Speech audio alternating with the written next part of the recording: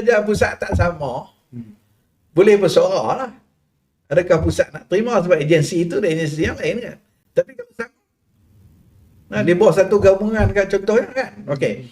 Jadi maksud saya, bagi pemimpin, katakan kita parti daripada parti PA kata nak pergi jadi kerajaan.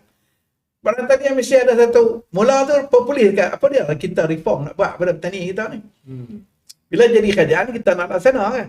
Pelaksanaan sebagai contoh tadi kita tahu kata industri padi ni sebenarnya yang terjadi. Bila banyak output kita tak nak terlibat, petani tak terlibat, hasil semua orang lain, edar padi, jual beras apa semua ada, petani terlibat.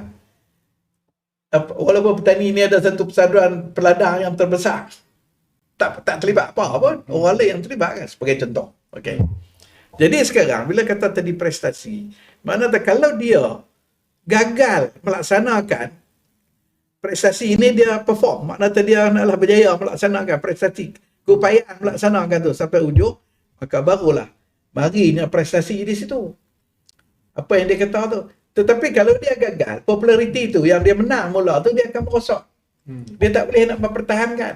Bagaimana dia nak mempertahankan pilihan raya? Setiap 5 tahun, 4 tahun akan mari pilihan raya. Jadi prestasi ini sebenarnya adalah